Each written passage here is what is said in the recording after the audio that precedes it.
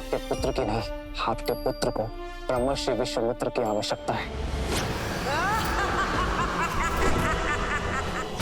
आर्य, हमने अयोध्या निमंत्रण भेजा है ना? हमारी ओर से क्षमा मांगना। अयोध्या अपना प्रतिनिधि भेजने में असक्षम है।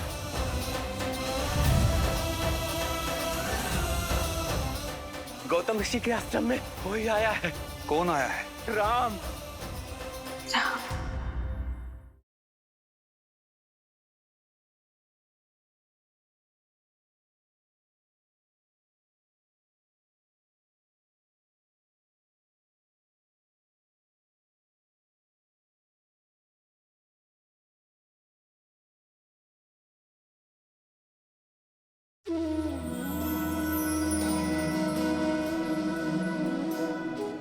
राम, आज तक किसी ने मेरा सत्य जानना नहीं चाहा, लेकिन केवल तुम हो राम, जिसने बिना किसी भय के इस पत्थर की भावना को समझा।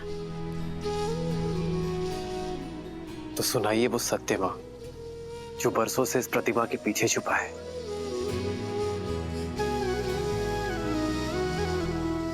मैं अहल्या, स्वयं ब्रह्मदेव ने मेरा निर्माण किया। ब्रह्मदेव की 5 कन्याओं में से एक हूँ। वैसे तो इस संसार ने सुंदरतम स्त्रियों में स्थान दिया, लेकिन महर्षि गौतम ने अपने जीवन में अपनी पत्नी बनाकर स्थान दिया। प्रसन्न थी मैं, सब कुछ था मेरे पास। महर्षि गौतम जैसे ज्ञानी पति का प्रेम और सतानंद जैसा प्यारा संस्कारी पुत्र। निश्चिंत थी मैं कि मेरे जीवन में कुछ अनुचित नहीं हो सकता, पर ये मेरा भ्रम था। नहीं जानती थी मैं कि मेरा रूप ही मेरा शत्रु बन बैठेगा। नहीं समझ पाए कि कब देवराज इंद्र की कुदृष्टि मुझ पर पड़ गई। नहीं जानती थी मैं कि देवराज इंद्र उस अवसर की प्रतीक्षा कर रहे हैं जो मेरे जीवन में आपदा बनकर आने वाला था, मेरा संसार बिखेर देने वाला था।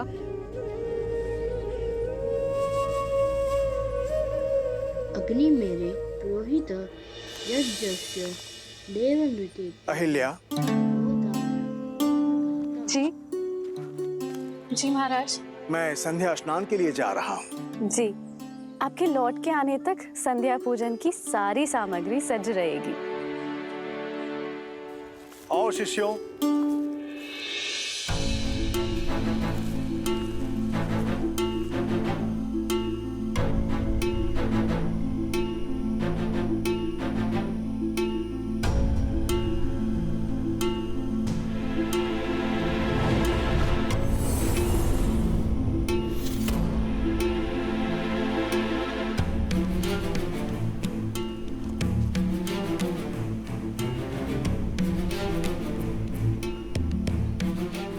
पुत्र सतानंद, तुम्हारे पिताश्री संध्या स्नान के लिए गए हैं और अपने वस्त्र यहीं पर भूल गए। तो जाओ और तुम्हें दे के आओ। जी मां।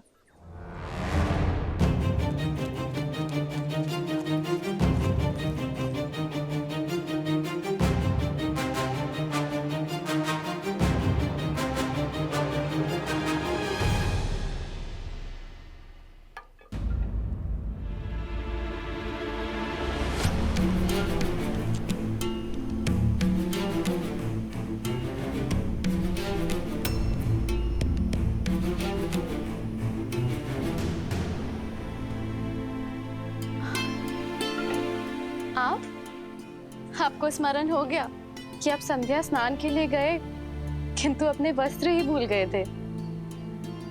मैंने सतानंद को भेजा है आपके वस्त्र लेकर।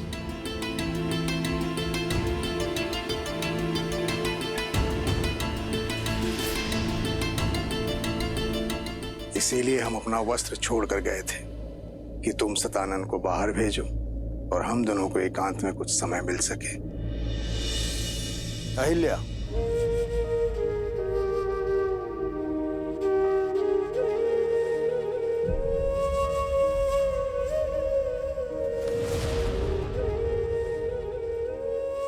राम, इंद्र की शक्तिशाली माया जाल में फंस गई। नहीं समझ पाई कि मेरे पति के रूप में कोई और था और वहां अनर्थ हो गया।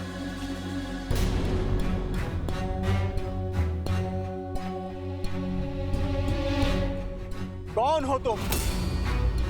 मेरा वेश धारण करके मेरे आश्रम में क्या कर रहे हो तुम?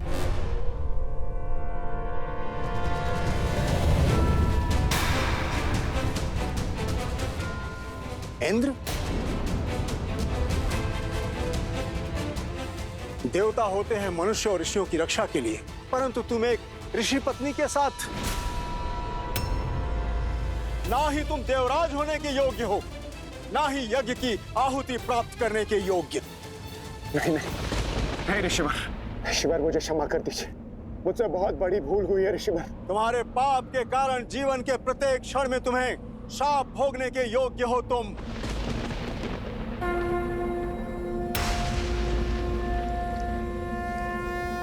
ऋषिवर, मैं गौतम अपने जीवन की संपूर्ण तप को साक्षी मानकर मैं तुम्हें श्राप देता हूं इंद्र। नहीं देव ऋषि, ऐसा अनर्थ मत कीजिए कि जिस रूप के मोह में तुमने ये पाप किया है, तो तुम्हारा रूप तुमसे छिन जाएगा।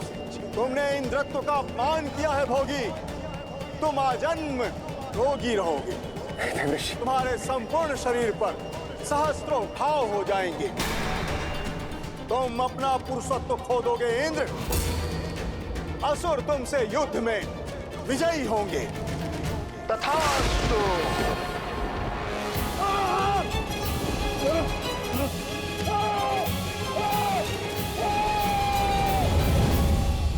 ऋषि गौतम की आंखें पथराई हुई थी, वो मौन थे, मौन,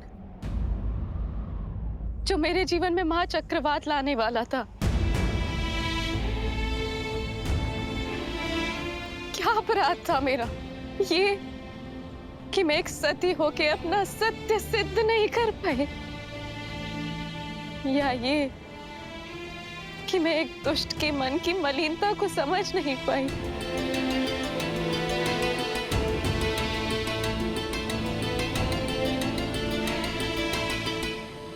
सच में तुम्हें ज्ञात नहीं था कि वो मैं नहीं हूं। आपको संदेह है मुझ पे? अगर अनुमान होता तो क्या मैं देवराज? जब वो मेरे समक्ष आए तो मुझे भ्रमित कर दिया। इंद्र के रूप में नहीं, अभी तो बिल्कुल आपकी तरह लग रहे थे वो, और माया से मुझे। अहिल्या! इंद्र तो पापी है, परंतु तुम तो पतिव्रता हो ना। फिर तुम्हें यह कैसे अनुमान नहीं हुआ कि यह इंद्र की माया है? उसने तुम्हें स्पर्श किया और तुम्हें अंतर का अनुभव तक नहीं हुआ।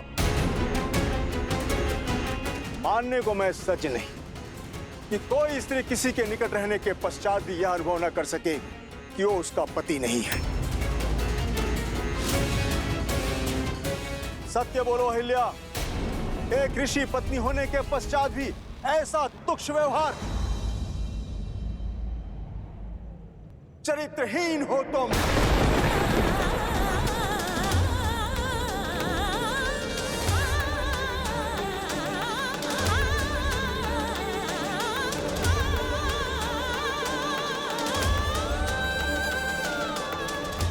जो स्त्री शब्दों से, भाव से, स्पर्श से किसी की भावना को न समझ सके, वो पत्थर के समान होती है।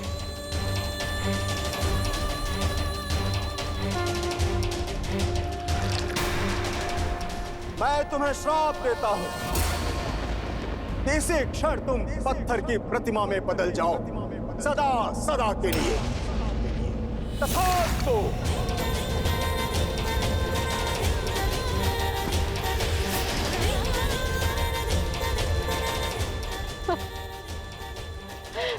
अनर्थ मत कीजिए आर्य, मेरी बात तो सुन लीजिए, मेरे पक्ष का सत्य जान लीजिए। जो देखा उसके पश्चात भी अब क्या कुछ शेष है सुनने के लिए? नहीं अहिल्या, तुम क्षमा के योग्य नहीं हो। मेरा श्राप अवश्य पूर्ण होगा। तुम्हें यह पीड़ा अकेले ही भोगनी पड़ेगी। और जो कोई भी इस क्षेत्र में प्रवेश करेगा वो तुम्हारे पाप का भागीदार बनेगा। तुम्हें श्राप से वही मुक्त करेगा जो काम, क्रोध, मद, मोह, लोभ और मत्सर से मुक्त होगा।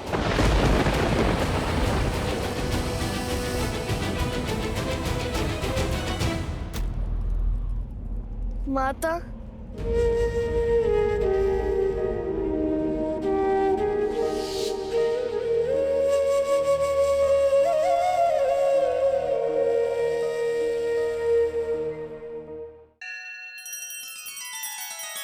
श्री रामचंद्र कृपालु भजु मन हरण भव भय दारुणम। नव कंज लोचन कंज मुख कर कंज पद कंजारुणम।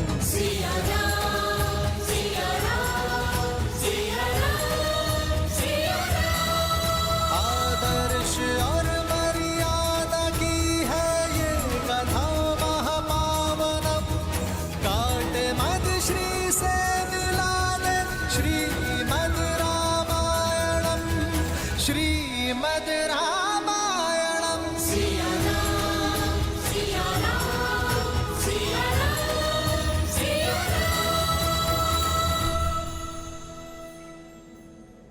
मुझ पर अपराध हुआ और दंड भी मुझे ही मिला।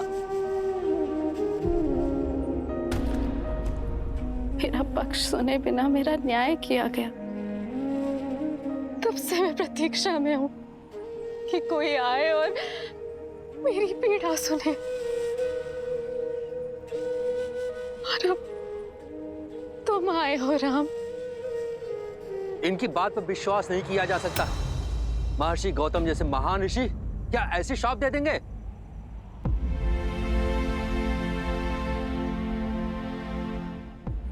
यदि एक पति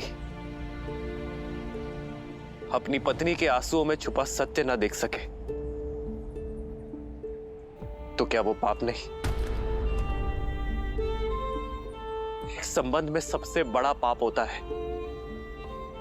उस संबंध में सम्मान खो देना। यदि गौतम ऋषि सम्मान न खोते, माता अहिल्या के साथ साथ पति पत्नी के संबंध को शाप ना देते, अपराधी को उसके अपराध का दंड अवश्य मिलना चाहिए, पीड़ित को नहीं। एक स्त्री की पवित्रता का मापदंड उसका शरीर नहीं होता, भाव होता है, उसका मन होता है।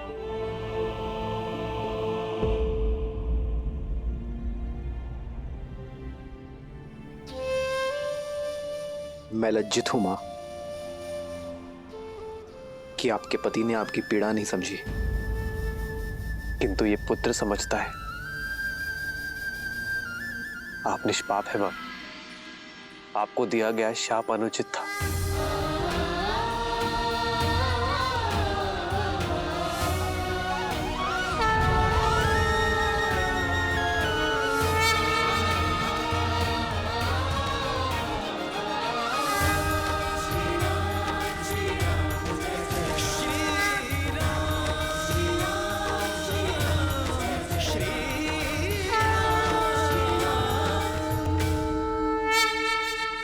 एक मां जब अपनी संतान को जन्म देती है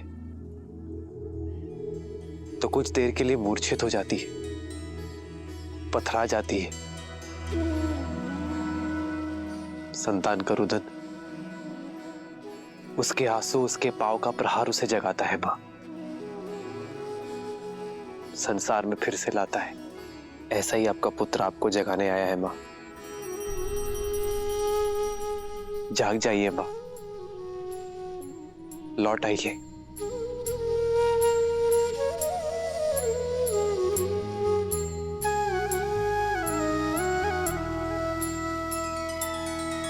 नैना करुणा पग में ममता, पाषाण में ला दे प्राण, निष्पाप ना कभी दंड भोगे, राम का है ये विधान। श्री राम श्री राम श्री राम श्री राम श्री राम श्री राम श्री राम श्री राम।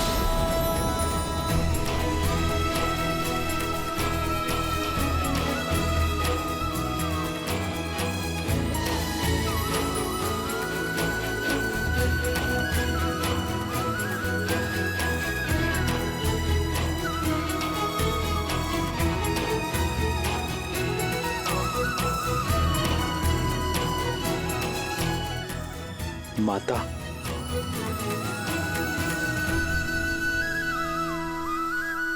आदर्श और मर्यादा की है ये कथा महापावनम, काटे मद श्री से मिलाने, श्रीमद् रामायणम श्रीमद् रामायणम श्रीमद् रामायणम। सिया राम सिया राम सिया राम सिया राम सिया राम सिया राम। माता, माता, पुत्र, माता, माता, मुझे क्षमा कर देना। मैं वो अभागा पुत्र हूँ जो मेरी माता की पीड़ा समझ नहीं पाया।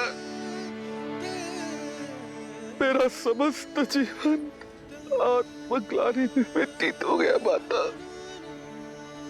मुझे क्षमा कर देना। माता, मुझे क्षमा कर देना। नहीं पुत्र, मैं तुमसे रुष्ट नहीं हूँ पुत्र सतानंद। व्यक्ति की समझ तो आयु से परिपक्व होती है।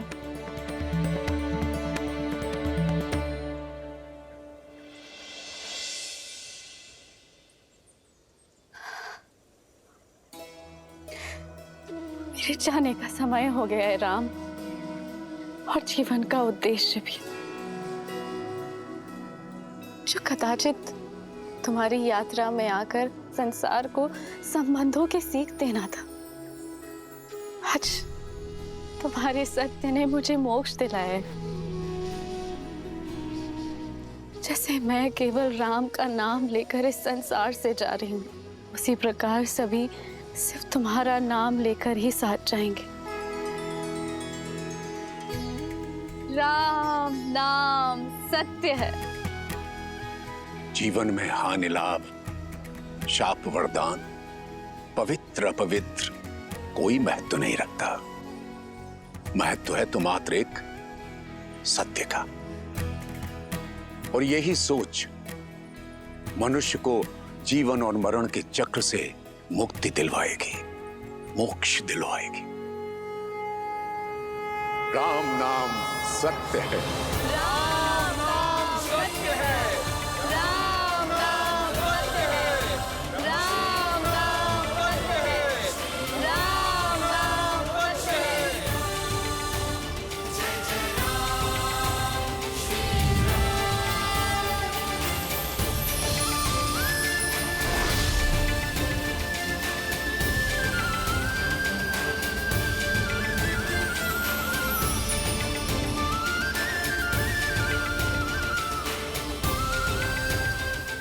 अद्भुत। राम नाम सत्य है। हाँ देवी, राम नाम से बड़ा सत्य तो इस संसार में और कोई हो ही नहीं सकता। क्योंकि श्री राम जैसे मनुष्य अपने अपयश की चिंता किए बिना दूसरों की पीड़ा हरते हैं। अपने विषय में सोचे बिना दूसरों के विषय में सोचते हैं। अब ऐसे मनुष्यों के जीवन का मार्ग तो सत्य से ही परिपूर्ण होगा।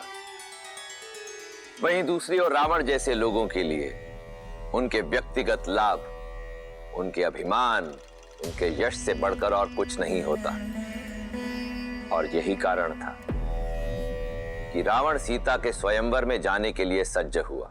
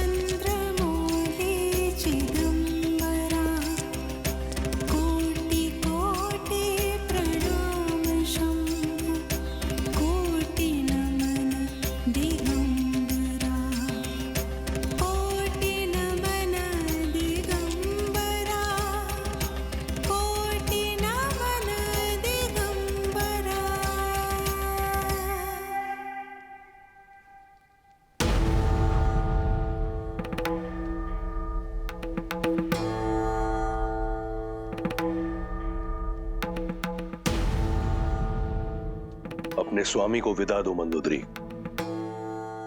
विदा? कहाँ प्रस्थान कर रहे हैं आप? मिथिला। मिथिला? स्वयंवर में, जहां से लंका के लिए निमंत्रण ही नहीं आया। निमंत्रण अतिथि को दिया जाता है, विजेता को नहीं। 14 लोगों के स्वामी को स्वयंवर का निमंत्रण न देना किसी चुनौती से कम नहीं मंदोदरी। पर हमारे पुत्र मेघनाथ का तो विवाह हो चुका है और दूसरी पत्नी की चाह भी नहीं है उसे। मैं मिथिला मेघनाथ के लिए नहीं जा रहा।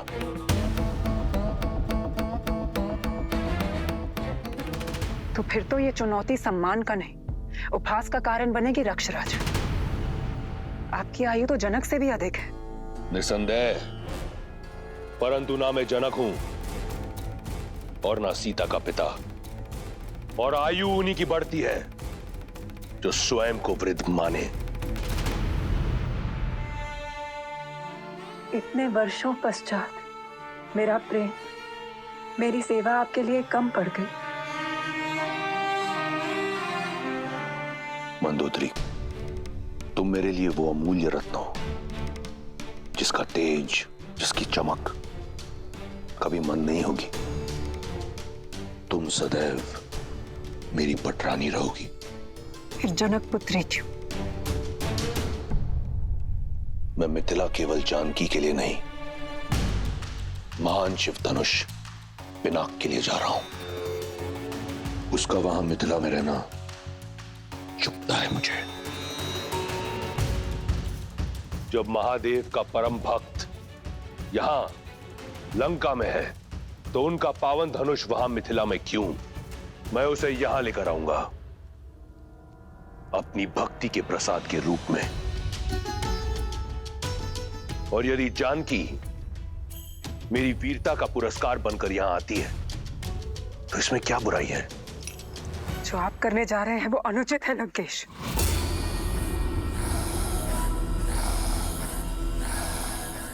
लंकेश अनुमति लेने नहीं, सूचना देने आया है।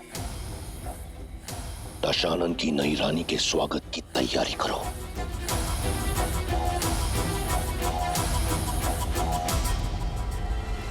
अपने इस भक्त को आशीर्वाद दे महादेव। और मुझे आशा है कि मेरी पटरानी की ओर से आपके धनुष के स्वागत में कोई कमी नहीं रहेगी।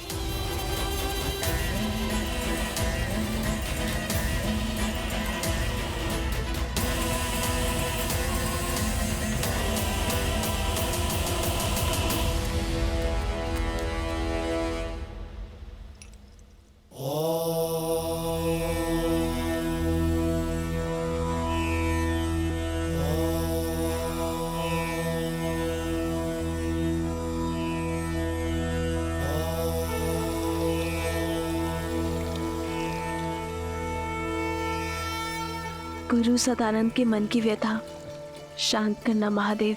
दीदी, दीदी सुनो। मैं पूजा कर रही हूँ उर्मिला। दीदी, आचार्य सदानंद गौतम ऋषि के आश्रम से लौट आए हैं। कहाँ है वो? दशरथ नंदन भी आए उनके साथ? वो तो पता नहीं, कदाचित साथ हो। गुरुदेव तो आते ही राजसभा में चले गए थे पिताश्री से भेंट करने के लिए।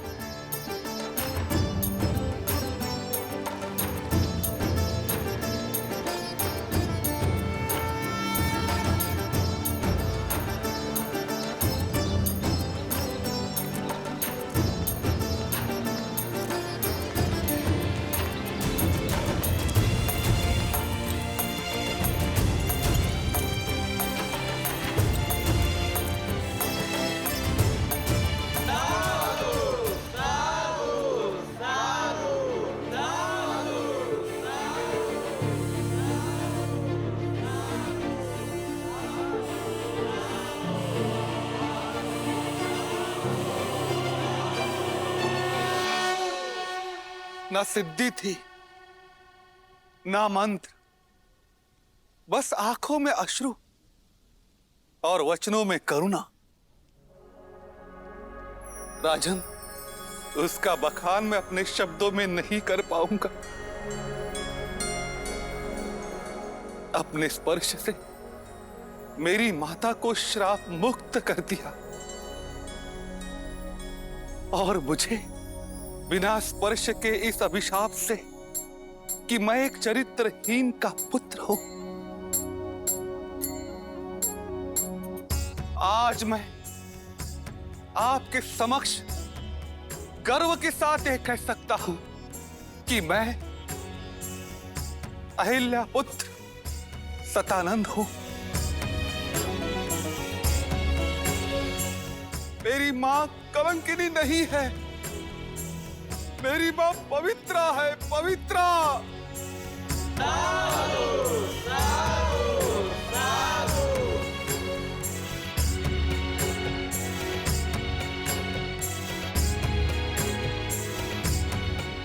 पुत्री सीता, तुमने उचित कहा था, महादेव ने मार्ग दे दिया।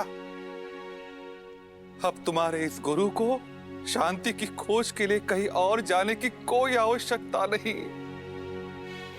इस समस्त संसार में वस्तु, संपत्ति, शक्ति का कोई मोल नहीं है। मोल है तो केवल राम नाम का। राम नाम सत्य है, राम नाम सत्य है।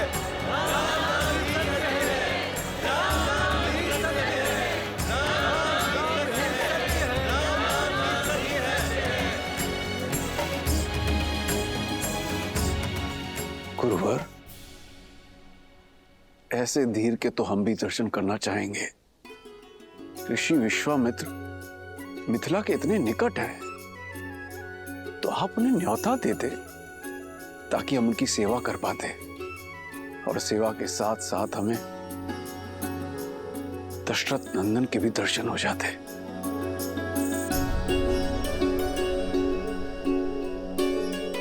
राजन, मैंने प्रयास किया था। ऋषिवर, आप मिथिला के इतने निकट है, हमें सेवा का अवसर देते। मिथिला में शिव धनुष्य यज्ञ होने वाला है और जनक कुमारी का स्वयंवर भी। मैं अवध कुमारों को किसी और उद्देश्य से लेकर आया हूं शतानंद। कभी समय मिला तो मिथिला अवश्य आऊंगा। कदाचित उनके मन में कुछ और है।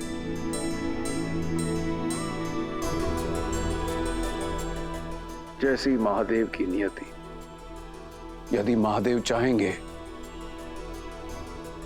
तो ऋषि विश्वामित्र भी हमें दर्शन देंगे और दशरथ नंदन राम भी। अवश्य महाराज। ये क्या? विश्वामित्र तो ब्रह्म ऋषि हैं।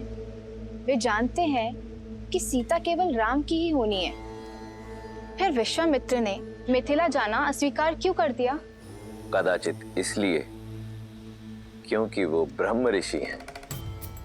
कदाचित इसलिए कि वो उस क्षण की प्रतीक्षा कर रहे थे जब यह निर्विवाद रूप से सिद्ध हो जाए कि श्री राम से श्रेष्ठ और कोई नहीं।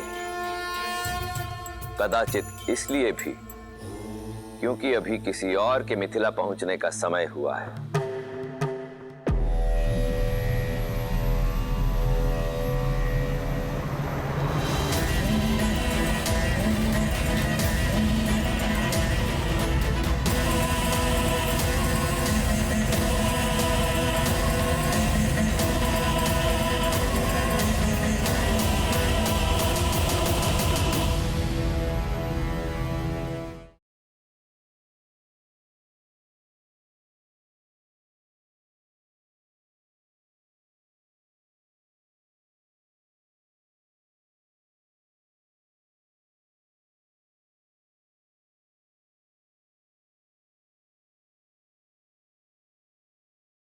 अधिक सोचिए मत दीदी, ये धनुष दशरथ नंदन राम के अतिरिक्त कोई नहीं उठाने वाला। पुष्पतुमा, रावण यहाँ है। बिना निमंत्रण रावण का यहाँ आना क्या उद्देश्य हो सकता है उनका?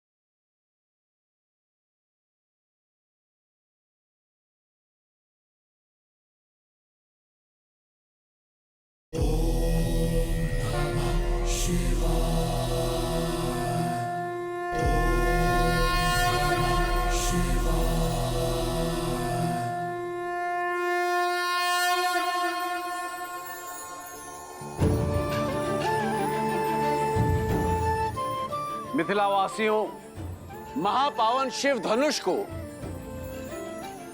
नगर प्रदक्षिणा करने के पश्चात स्वयंवर क्षेत्र में ले जाकर स्थापित कर दिया जाएगा और वहां उस पर प्रत्यंचा चढ़ाने वाला वीर बनेगा मेरी पुत्री सीता का वर। जनक पुत्री सीता की जय, जनक पुत्री सीता की जय, जनक पुत्री सीता की जय, मिथिला नरे जनक की जय, मिथिला नरे जनक की जय, मिथिला नरे जनक की जय। अधिक सोचिए मत दीदी, ये धनुष दशरथ नंदन राम के अतिरिक्त कोई नहीं उठाने वाला।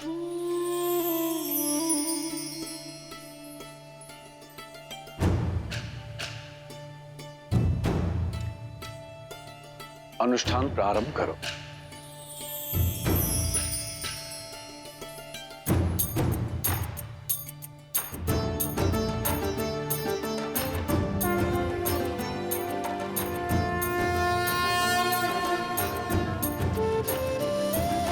ओम नमः शिवाय, ओम नमः शिवाय।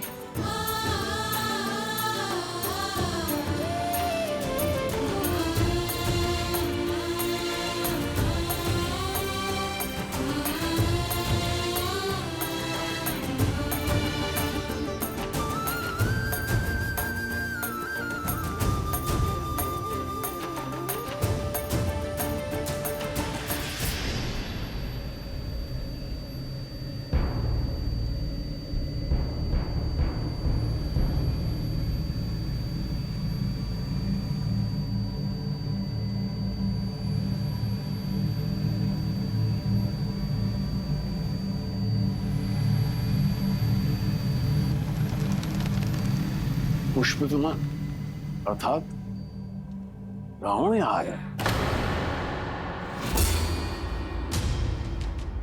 रावण, दशानन, दुष्ट राक्षसों का राजा यहाँ?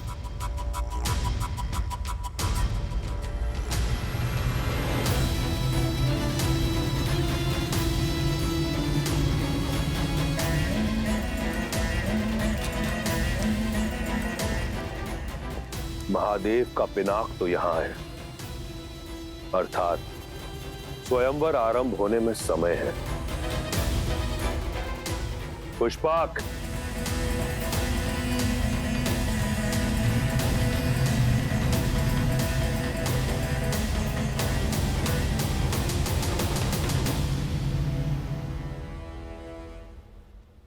आर्य, बिना निमंत्रण रावण का यहाँ आना, क्या उद्देश्य हो सकता है उनका? वो दशानन है, उन्हें निमंत्रण की आवश्यकता नहीं पड़ती और नीति और नियम के अनुसार भी हम उन्हें इस स्वयंवर में भाग लेने से रोक नहीं सकते।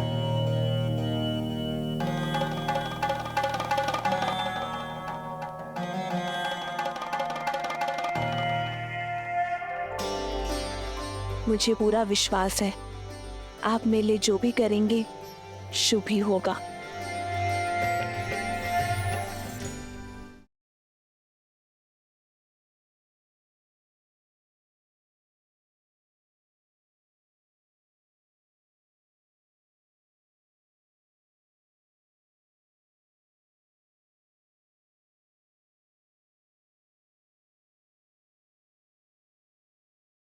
आप सभी इतने चिंतित और भयभीत होकर जा कहाँ रहे? ये स्थान शापित है। वो झील देख रहे हैं ना, काले मलिन जल से भरी हुई। अचानक वहां से जल का वेग आता है और बाढ़ आ जाती है, सब बहा ले जाती है।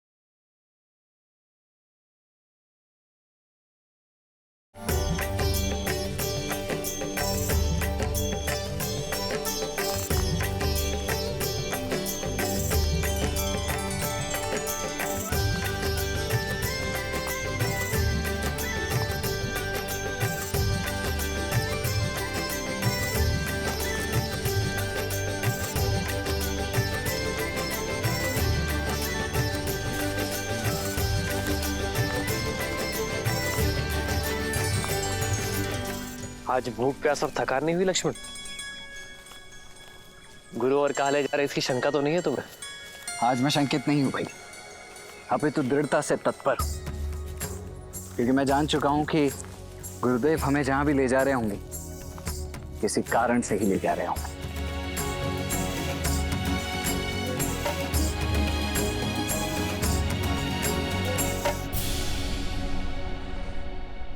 यहाँ नहीं रहना हमें, चलो जल्दी चलो। हाँ, यहाँ नहीं रहना, चलो चलो।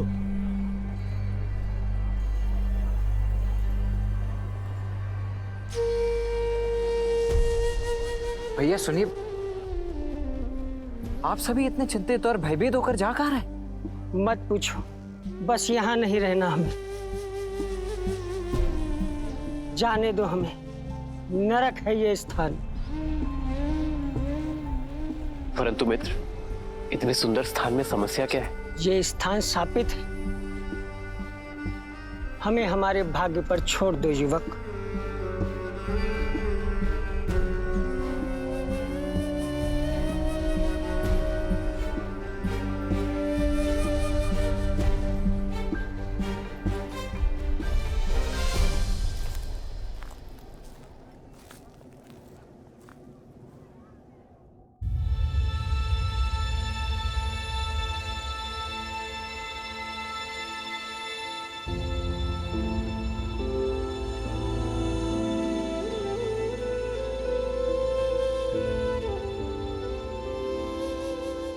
वो झील देख रहे हैं ना, कृष्ण झील।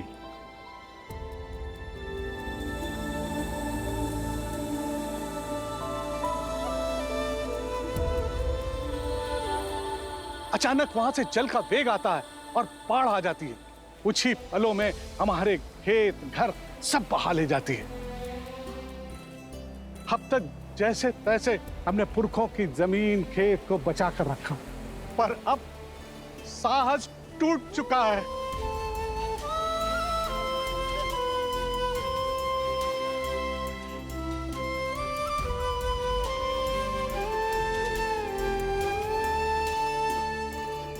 समाधान भागने में नहीं, साधने में है। प्रयास किए, पर कोई भी इस बाढ़ को नहीं रोक पाया। जिसने भी प्रयास किया वो मारा गया। राक्षस शंखचूड़, उसकी पत्नी देवी तुलसी और नारायण की कथा तो सुनी है ना? वो झील साधारण नहीं है, देवी तुलसी के मन की पीड़ा से भरी हुई है।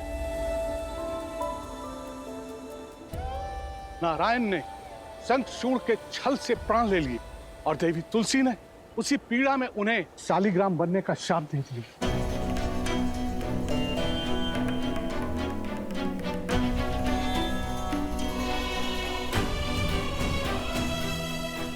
ये शालिग्राम नारायण के चिन्ह है, शापित होकर पड़े हैं गंडकी नदी के तट पर।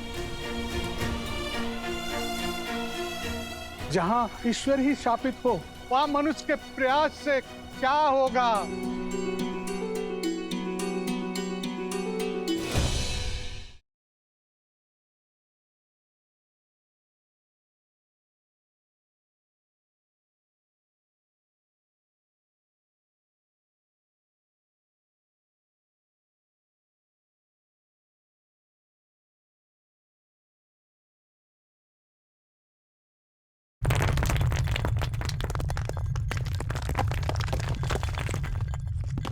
कहां जा रहे हो? ये दुस्साहस तुम्हारे प्राण ले लेगा।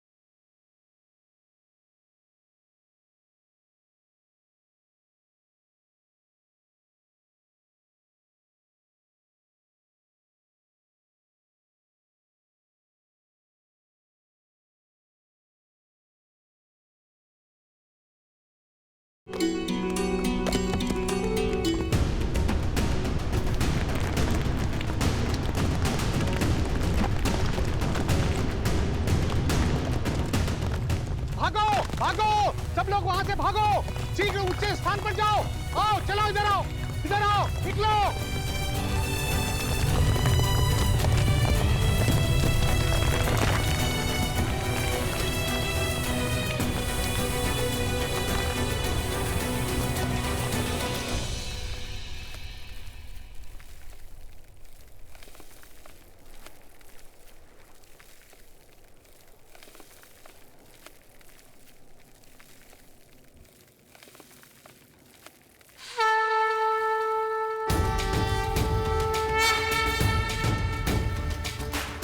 कहां जा रहे हो?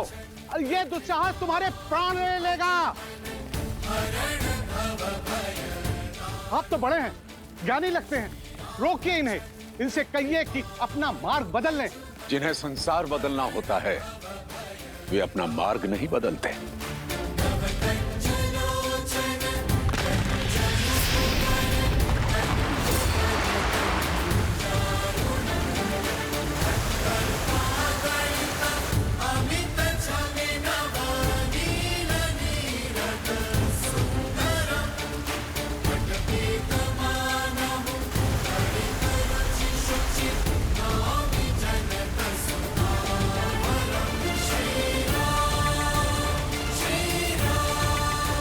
हे महादेव, रक्षा करो।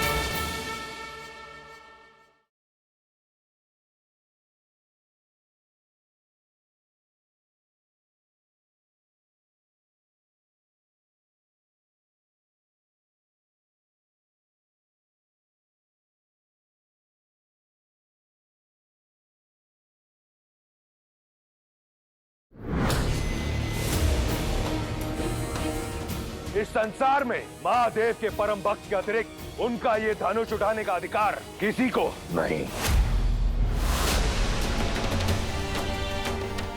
ये है मिथिला नगरी, बड़ी ऐतिहासिक और पावन भूमि है। एक बार मैंने ये धनुष उठा लिया, ये सुंदर कन्या स्वतः मेरी हो जाएगी।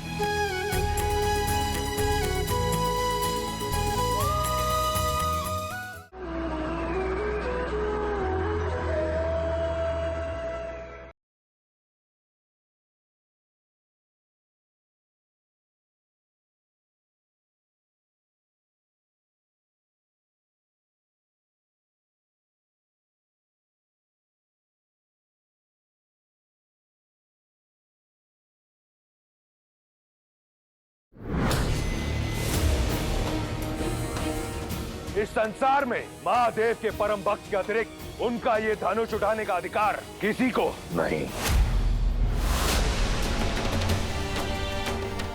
ये है मिथिला नगरी, बड़ी ऐतिहासिक और पावन भूमि है। एक बार मैंने ये धनुष उठा लिया, ये सुंदर कन्या स्वतः मेरी हो जाएगी।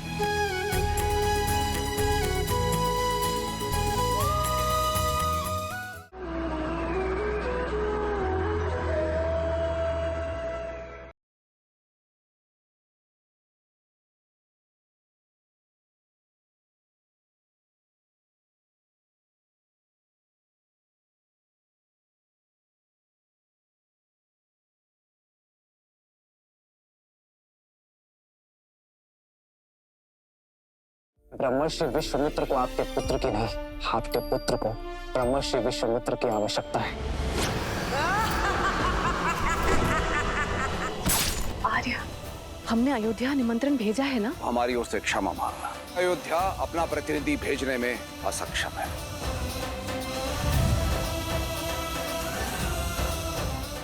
गौतम ऋषि के आश्रम में कोई आया है। कौन आया है? राम। राम।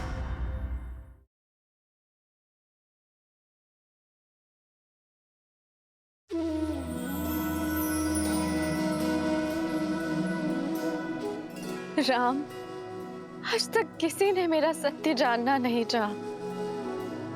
लेकिन केवल तुम हो राम, जिसने बिना किसी भय के इस पत्थर की भावना को समझा। तो सुनाइए वो सत्य मां जो बरसों से इस प्रतिमा के पीछे छुपा है।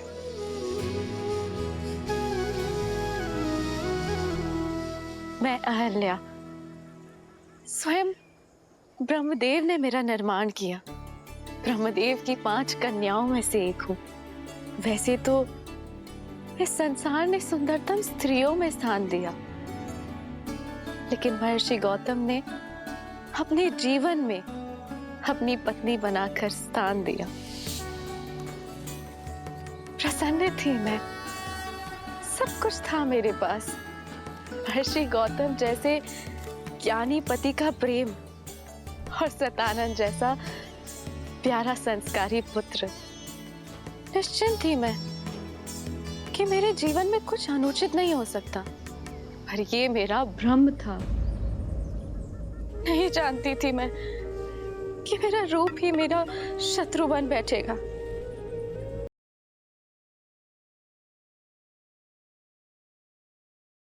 अधिक सोचिए मत दीदी, ये धनुष दशरथ नंदन राम के अतिरिक्त कोई नहीं उठाने वाला। पुष्पतुमा, रावण यहाँ है। बिना निमंत्रण रावण का यहाँ आना क्या उद्देश्य हो सकता है उनका?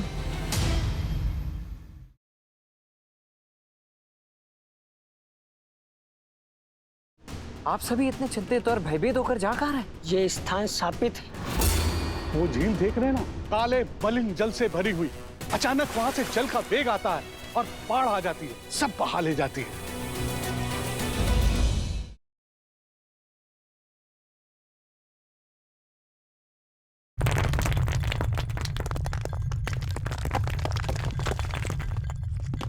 कहां जा रहे हो? ये दुस्साहस तुम्हारे प्राण ले लेगा।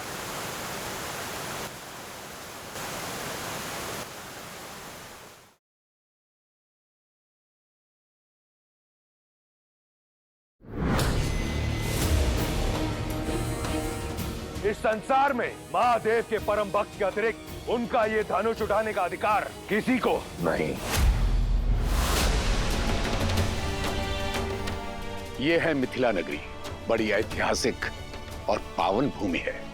एक बार मैंने ये धनुष उठा लिया, ये सुंदर कन्या स्वतः मेरी हो जाएगी।